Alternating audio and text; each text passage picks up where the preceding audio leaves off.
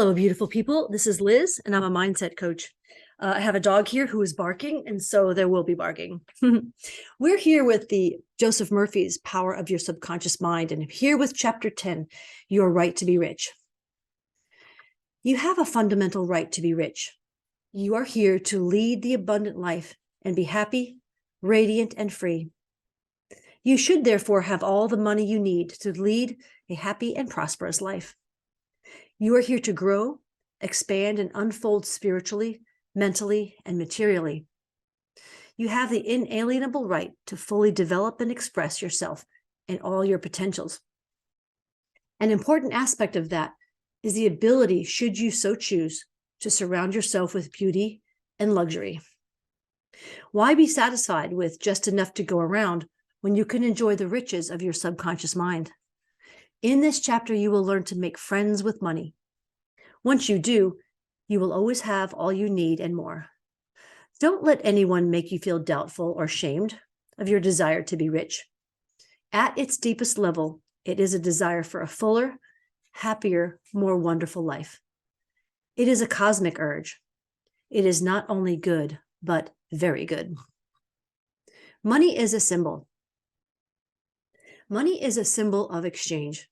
To you, it is a symbol not only of freedom from want, but of beauty, refinement, abundance, and luxury. It is also a symbol of the economic health of a nation. When your blood is circulating freely in your body, you are healthy. When money is circulating freely in your life, you are economically healthy. When people begin to hoard money, to put it away in tin boxes, and become charged with fear, they become economically ill. As a symbol, money has taken many forms throughout the centuries. Almost anything you think of has served as money at some time and place in history. Gold and silver, of course, but also salt, beads, shells, and trinkets of various kinds. In early times, people's wealth was often determined by the number of sheep and oxen they owned. Now we use currency and other negotiable instruments. One reason is obvious.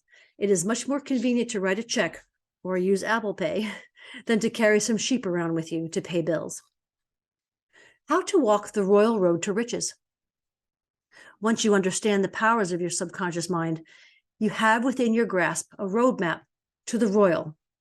This means the royal road to riches of all kinds, spiritual, mental, or financial. Anyone who has taken the trouble to learn the laws of mind believes and knows definitely that she will never want. Regardless of economic crises, situations, stock market fluctuations, recessions, strikes, galloping inflation, or even war, she will always be amply supplied. And the reason for this is that she has conveyed the idea of wealth to her subconscious mind. As a result, it keeps her supplied wherever she may be. She has convinced herself in her mind that money is forever flowing freely in her life, and that there is always a wonderful surplus available to her. As she decrees it, so it is. Should there be a financial collapse of government tomorrow, and everything she possesses becomes worthless, she will still attract wealth. She will come through the crisis comfortably and likely even gain advantage from it. Why you do not have more money. As you read this chapter, you may be thinking, I deserve a bigger income than I have. In my opinion, this is true of most people. They really do deserve to have more, but they're not likely to get it.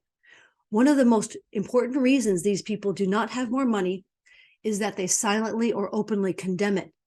They refer to money as filthy lucre, and they tell their children and friends that the love of money is the root of all evil. Coupled with this, as a reason they do not prosper, is that they have a sneaky, subconscious feeling there is some special virtue in poverty. This subconscious pattern may be due to early childhood training, or it may be based on a false interpretation of scriptures. Money and a balanced life. One time a man came up to me and said, I am broke, but that's all right. I don't like money. It's the root of all evil. These statements represent the thinking of a confused and neurotic mind.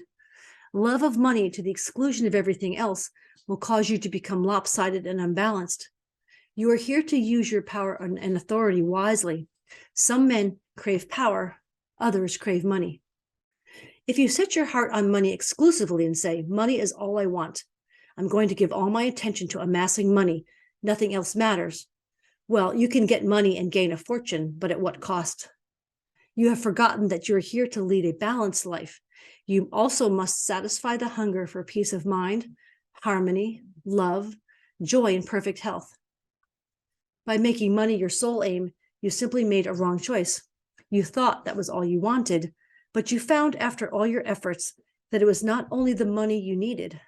No one on his deathbed wished he had spent more time making money.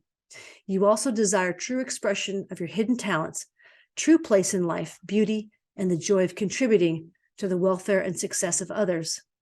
By learning the laws of your subconscious mind, you could have millions of dollars or many millions if you wanted them, and still have peace of mind, harmony, perfect health, and perfect expression. Poverty is a mental disease. There is no virtue in poverty. It is a disease like any other mental disease. If you were physically ill, you would realize there was something wrong with you. You would seek help and try to cure the condition at once. In the same way, if you do not have enough money constantly circulating in your life, there is something radically wrong with you. The urge of the life principle in you is toward growth, expansion, and the life more abundant. You are not here to live in a hovel, dress in rags, and go hungry. You should be happy, prosperous, and successful. Why you must never criticize money. Cleanse your mind of all weird and superstitious beliefs about money. Do not ever regard money as evil or filthy. If you do, you cause it to take wings and fly away from you. Remember that you lose what you condemn.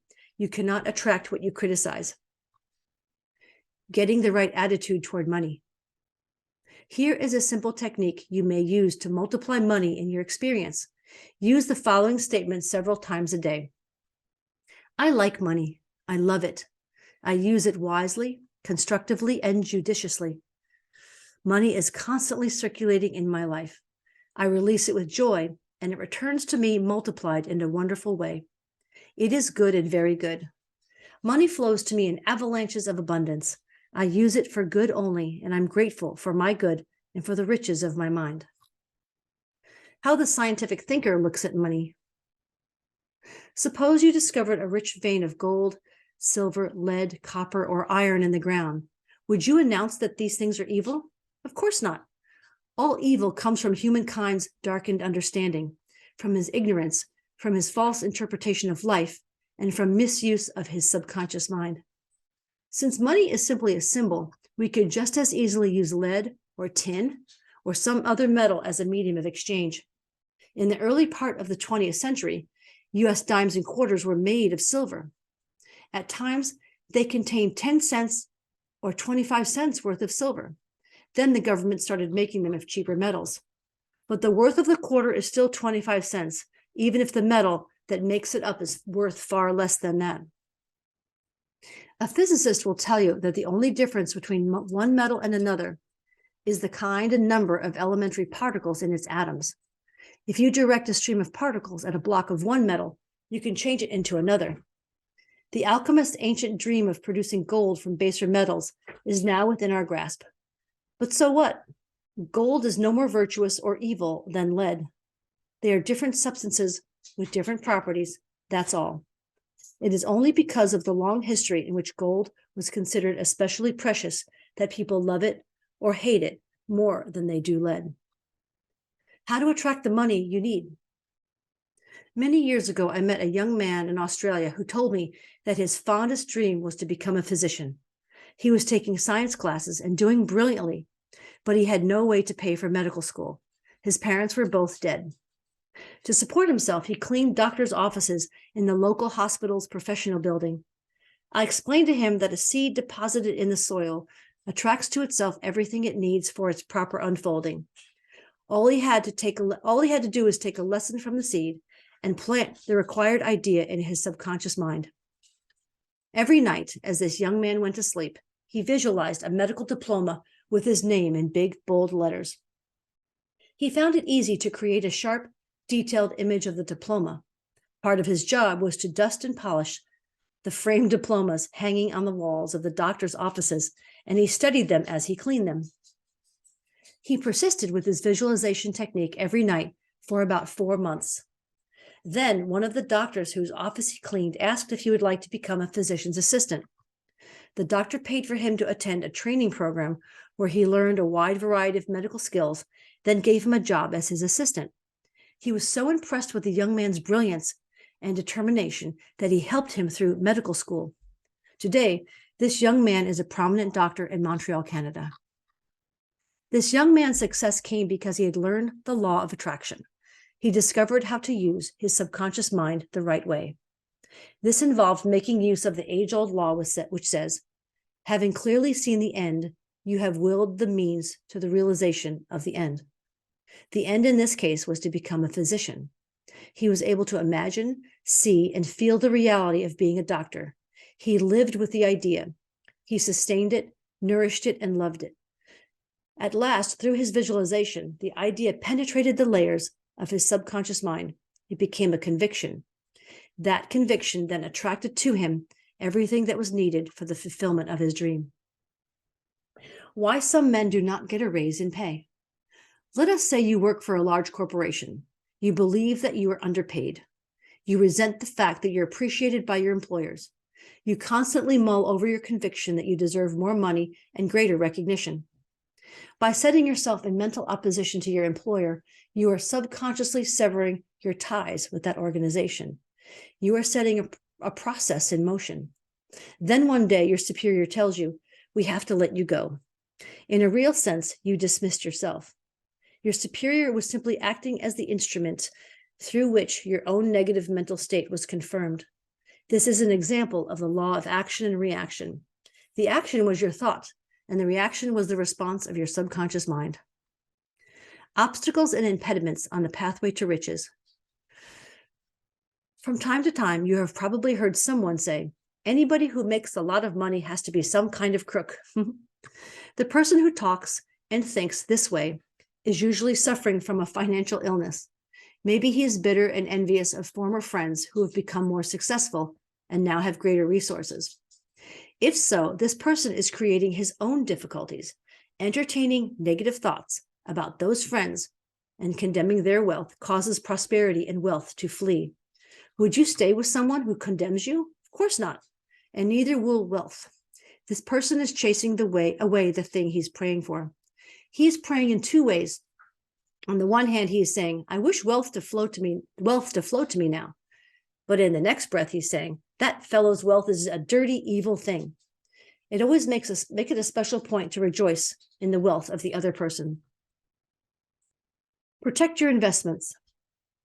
If you're seeking guidance regarding investments, or if you are worried about your stocks or bonds, quietly claim, infinite intelligence governs and watches over all my financial transactions. Whatsoever I shall do will prosper. If you do this frequently and with perfect faith and confidence, you will find that you will be guided to make wise investments. Moreover, you will be protected from loss because you will be prompted to sell your securities or holdings before any loss accrues to you. You cannot get something for nothing. In large stores, the management hires guards and store detectives to prevent people from stealing. Every day, they catch a number of people every day trying to get something for nothing. Anyone who does such a thing is steeped in a mental atmosphere of lack and limitation. In trying to steal from others, they are robbing themselves of peace, harmony, faith, honesty, integrity, goodwill, and confidence. Furthermore, the messages to their subconscious minds draw to them all manner of loss of character, prestige, social status, and peace of mind. These people do not understand how their minds work. They lack faith in the source of supply. If only they would mentally call on the powers of their subconscious mind and claim that they are guided to their true expression, they would find work in abundance. Then by honesty, integrity, and perseverance, they would become a credit to themselves and to society at large. Your constant supply of money. The path to freedom, comfort, and a constant supply of needed wealth lies in recognizing the powers of your subconscious mind and the creative power of your thought or mental image. Accept the abundant life in your own mind. Your mental acceptance and expectancy of wealth has its own mathematics and mechanics of expression. As you enter into the mood of opulence, all things necessary for the abundant life will come to pass. Let this be your daily affirmation. Write it in your heart. I am one with the infinite riches of my subconscious mind. It is my right to be rich, happy, and successful. Money flows to me freely, copiously, and endlessly. I am forever conscious of my true worth. I give of my talents freely, and I am wonderfully blessed financially. It is wonderful. Step this way to riches.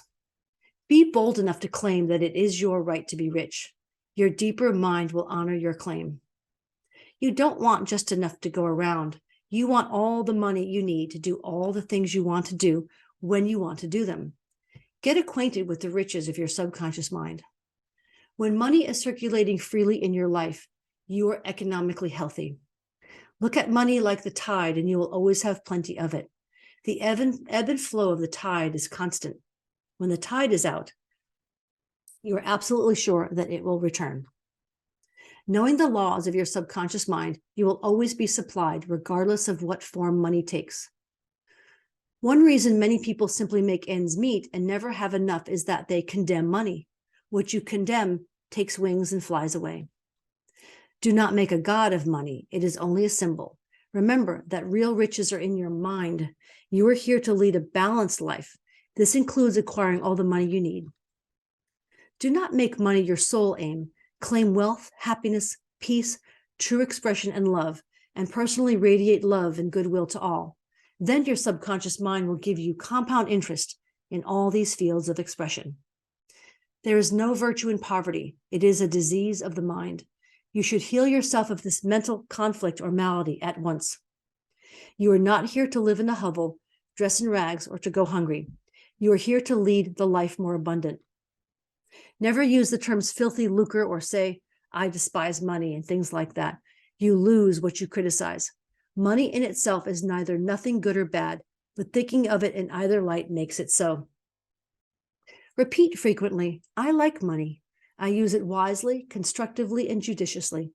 I release it with joy, and it returns 1,000-fold. Money is not evil any more than copper, lead, tin, or iron that you may find in the ground. All evil is due to ignorance and misuse of the mind's powers.